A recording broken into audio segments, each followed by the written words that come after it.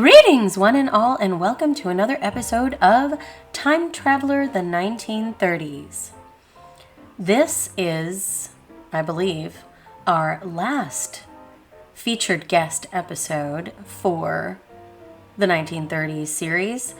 I may go ahead and finish the last room upstairs, as promised, for the rest of the Marx Brothers, who, well, I gave them all a house, but to be honest, they are on vacation, and why should Harpo be by himself? They should all get to enjoy it.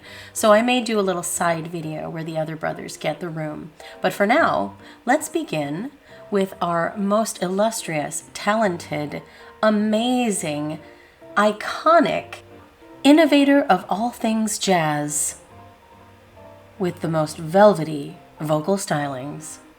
Today's guest is none other than Ella Fitzgerald. Born Ella Jane Fitzgerald on April 25, 1917 in Newport News, Virginia, she was the daughter of William Fitzgerald and Temperance Tempe Henry. Both of her parents were listed in the 1920 census as mulatto, aka mixed race. They lived together on the east side of Newport News, but were never married. Within 2 years, her mother had a new partner, Portuguese immigrant Joseph da Silva. They moved together to Yonkers, New York. Ella's half-sister was born in 1923. Her name was Frances, and they remained close throughout their lives. In 1925, the family moved to an impoverished Italian neighborhood in New York City and began the girls' schooling. As early as third grade, Ella had a passion for music and dancing. She found opportunities to perform on the way to school and at lunchtime. She attended the African Methodist Episcopal Church with her family each Sunday. In the church, she began to understand music and truly submerge herself in church music. At home, Fitzgerald listened to jazz records. She loved Louis Armstrong, Bing Crosby, and the Boswell sisters. She fell in love with the voice of Connie Boswell after her mother brought home one of her records. Enthralled, she tried desperately to mimic her sound. In 1932, when Ella was 15 years old, she lost her mother to a tragic car accident. Her stepfather became her primary caregiver until 1933, until she decided to move to Harlem to live with her aunt. Fitzgerald's biographer, Stuart Nicholson, felt that Ella's move away from Da Silva was confirmation of rumors that she was being physically abused by her stepfather. This was, in the end, only speculation, despite evidence to the contrary. At this point in her life, she began to have trouble in school. Her grades were dropping, and she skipped school fairly often. She was known to have worked as a lookout for a mafia-run bordello, although she never discussed this with anyone or admitted to it publicly. Eventually, she was caught by authorities and taken to the Colored Orphan Asylum in the Bronx. The orphanage was quite full, so she was quickly moved to the New York Training School for Girls, which was a reformatory school in Hudson, New York. Once free of the authorities, she continued to sing and perform, mainly on the streets and at local amateur nights, until she made a genuine debut. She attended an amateur night on November 21, 1934, at the Apollo Theater. Her intention was to go on stage and dance, but she was scared to go up against a well-known local dance duo called the Edward Sisters. Weighing her chances, she decided to sing when her turn came up. She put on her best Connie Boswell voice and delivered Judy and The Object of My Affection, and she won first prize. She had won the honor of performing at the Apollo for a full week, but the theater did not allow her to because they didn't care for her disheveled appearance. In 1935, Fitzgerald won another amateur night prize, giving her the opportunity to perform for a week with the Tiny Bradshaw Band at the Harlem Opera House. She met drummer and band leader Chick Webb, and her life was forever changed. Webb had been searching for a female singer for his band, and although he doubted her, due again to her disheveled appearance, he decided to give her a test performance with the band. They played a school dance at Yale University, and Fitzgerald was received with open arms by the other musicians and the audience. Ella was asked to join the Chick Webb Orchestra and began to build a successful career in Harlem, co-writing songs with Chick and singing several famous songs of the day. Their music was being played on the radio, and she gained acclaim for her immense musical talent. They liked to perform battles with other bands, including Ella Fitzgerald against Billie Holiday, more than once, and all in good fun. In June of 1939, Chick Webb died from pot disease, which is tuberculosis of the spine. But the band continued to grow its legacy under the name Ella and Her Famous Orchestra.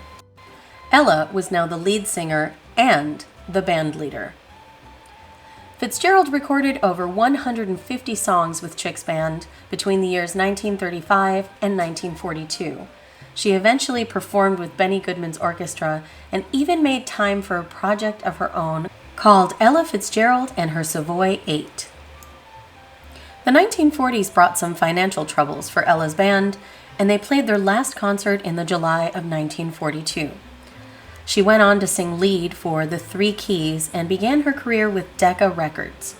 She recorded with jazz icons Bill Kenny and the Ink Spots, Louis Jordan, the Delta Rhythm Boys, and eventually Dizzy Gillespie. The swing era was in decline and bebop was becoming popular. Her work with Gillespie influenced her vocals profoundly. She began to attempt to mimic the horns in the band, and thus was born Ella's unmistakable and virtuosic scatting.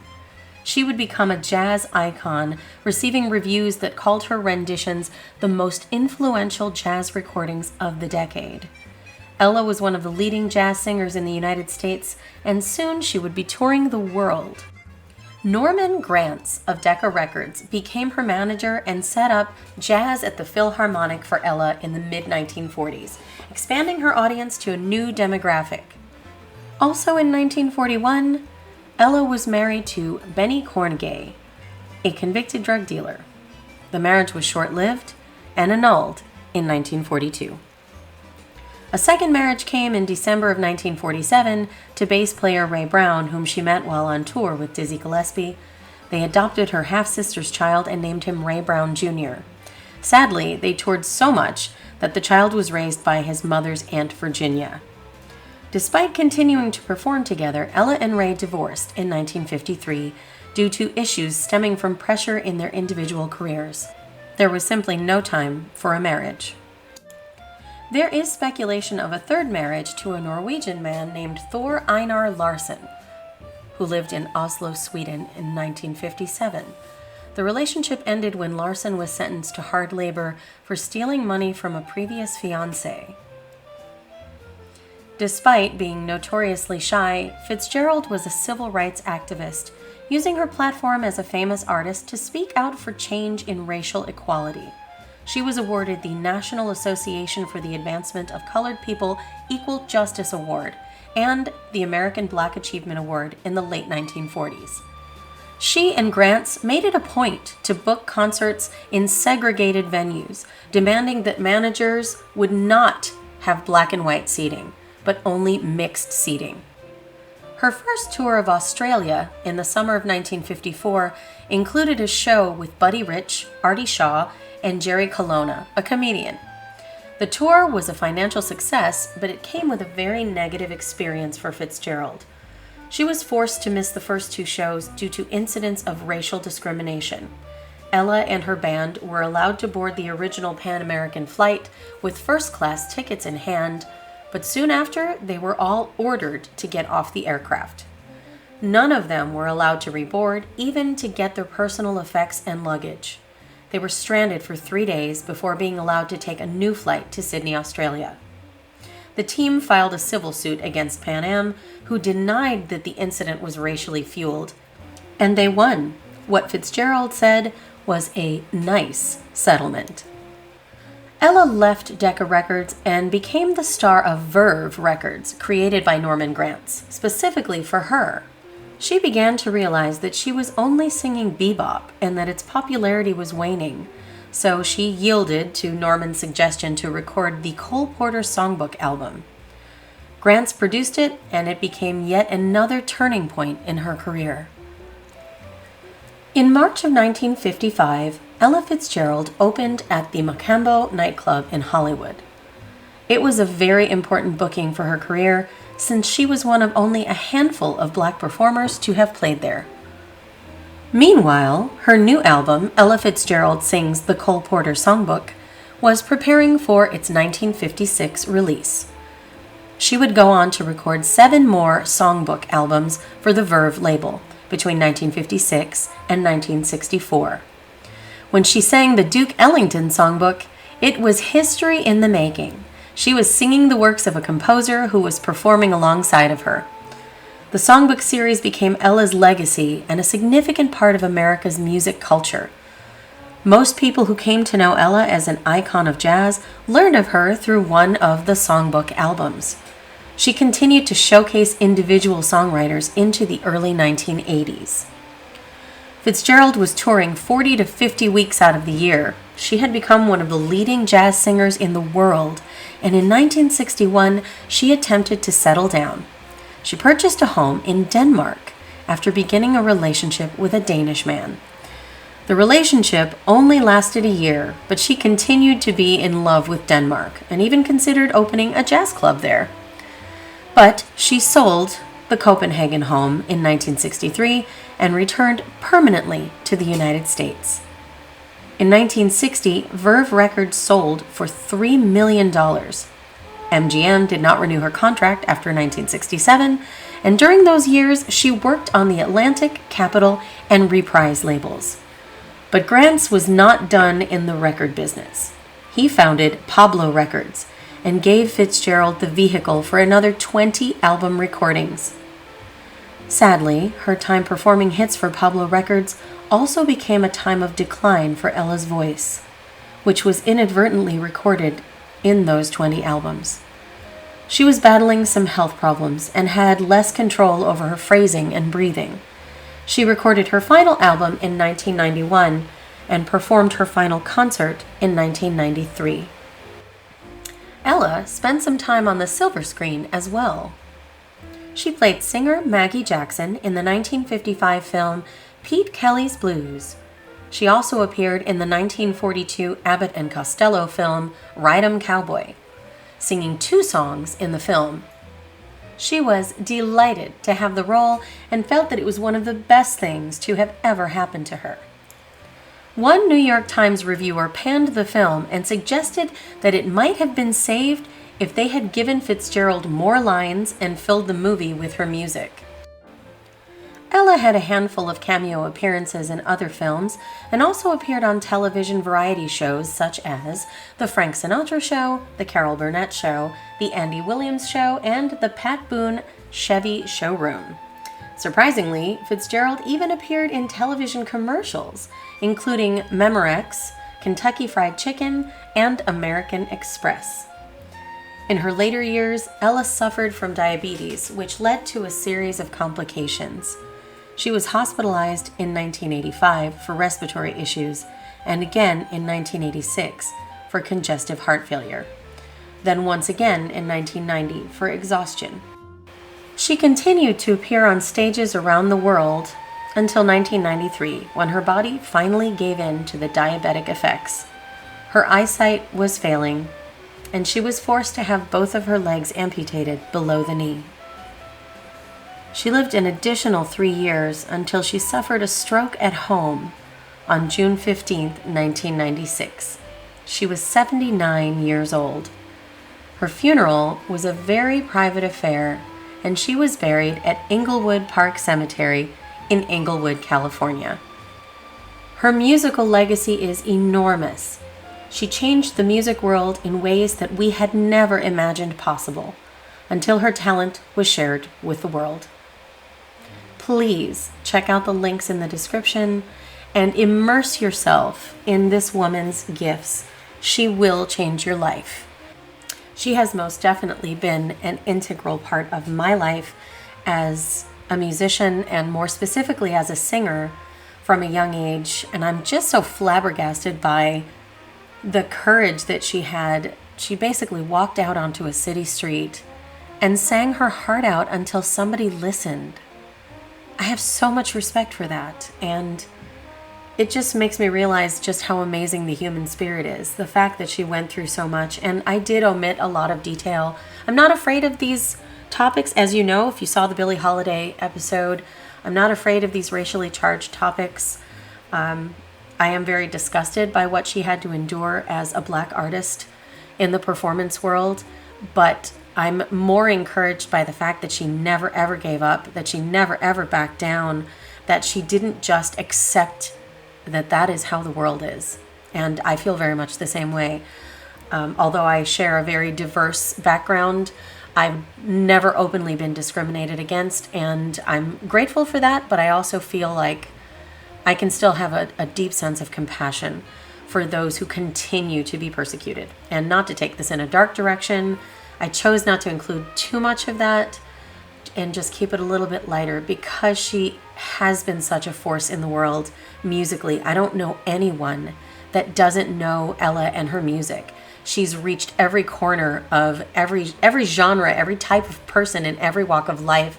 That to me is the mark of a great and true artist, that people who don't even listen to jazz know and respect her music is fabulous. It's wonderful, and she deserves so much praise, and people need to be listening to her music now and enjoying it. Play it at dinner parties, play it when your friends are over, listen to it while you do homework or wash dishes. Just listen to her because her voice, just the velvety melted chocolate smoothness of her voice, even into the later years when she had difficulties, it was always beautiful. And I really want everyone watching this video to get a taste of that. If you haven't already, hopefully you have, but if you haven't, there will be some clips, maybe some appearances that she's made that you might be interested in, and definitely recordings. They're everywhere. I own many of them and have for many years. Thank you for watching. This wasn't nearly as detailed as I was thinking it would be, but it was enough to give us a glimpse into her amazing life and her legacy. And I hope you've enjoyed it so far. It is the last featured guest, so gosh, it's kind of sad, right? It's the last one of the 1930s series. Again, I may be doing a tiny little video decorating the other Marx Brothers hotel rooms across from Harpo's room upstairs, because even though I thought I selected all my features carefully to fill the hotel, apparently there is one room left. And at one point, maybe that was going to be, no, I think we did that, didn't we? We had a room for the housekeeper. Maybe it was the housekeeper's room that we're now appropriating for the rest of the Marx Brothers. However, I digress. I may decorate that room, and when I do, and all of these videos have been launched, I will be putting the entire hotel on the gallery. So look out for that. It's going to be the Oasis Hotel from the Time Traveler 1930 series. It will be fully decorated top to bottom, complete with interior heated pool, so that you can enjoy it with your Sims. And I want to thank you again for watching this series. I've made a lot of good friends during the 1930s series, and I've got a lot of people that have been following me and everything that I'm doing, and I'm so grateful for you guys. You know who you are. I love you. You're awesome, and you make me feel like I don't do this just for me or just for fun, even though that's a good reason to do it. But I like sharing this content, and I like sharing my passion for the vintage with anyone who will listen, and those of you who also have a passion for the vintage and for learning about the past and how it shapes who we are now. I think I didn't set out to make it that, but I think that's what it's become. So for the future, as we watch this, it's, there's a little more detail here maybe than necessary in the building of this hotel room, but I'll ramble a little bit longer and then I'll leave you be. So it looks like for my 1940s Time Traveler, I'm going to take it in a slightly different direction, and I'm going to build 5, as of right now it's 5 full houses for 5 famous guests that I have selected. Right now I have 3 of them floating in my head, and looking around for which other 2 I want to restrict this list to, because there's so many amazing people that graced the 1940s. But I'm going to keep it short, and there's a reason for that, and I hope you guys end up liking my reason for that. I'm not saying there won't be later decades explored. I probably will select people from other decades to feature and build for, but I have another project in mind on the horizon. I dropped a little hint about it on my Twitter, and I don't know if I want to disclose a whole lot about it, but it is still very much locked in the vintage era, and in fact, it is pretty solidly based in the 1940s. So it kind of goes hand in hand with Time Traveler 1940s, but by the same token, it explores a completely different set of performers in a way that I don't think anyone's ever done before, and I'm pretty excited about it. So just be ready for that. I'm going to be doing a recreation of something that I love dearly from the 1930s and 40s, and it's exciting. It's very exciting. And in fact, this particular thing that I'm recreating actually went, clear into the 60s and maybe early 70s, but it's rooted in the 30s and 40s, and that is the part of it that I want to explore with my Sims. So I've already started building kind of sets for those new videos and getting excited about it. Copyright laws being what they are, I have quite a bit of material to draw from, and I think it's going to be an exciting new chapter for the Simstress channel. I hope that my current time traveler lovers will come with me on this new chapter and kind of see where it takes us. I'd also like to plan another horror video, another silent film. My Velisca Axe Murder video has done incredibly well, and I think I'd like to take on another true crime, vintage true crime video. The Papan Sisters video also has done very well. I was just noticing people tend to like these vintage horror videos, and I absolutely eat them up. I love making them. So I will also be bringing one or two of those back over the summer. I'll be missing for part of the summer, but hopefully I'll have some videos queued up. Taking my first vacation ever for 2 weeks back to my hometown in New York, and I'm excited about that, but I may be missing from my channel for those 2 weeks, and I deservedly so. I think it's been a tough couple of years, but I just want to give you a little heads up about what's coming and what I have in mind. Hopefully you're enjoying this build, and you'll enjoy what is left of the build, just a little bit more of this living room area, which I think turned out quite well, if I do say so myself. It's quite opulent. I felt like Ella deserved something a little snazzy.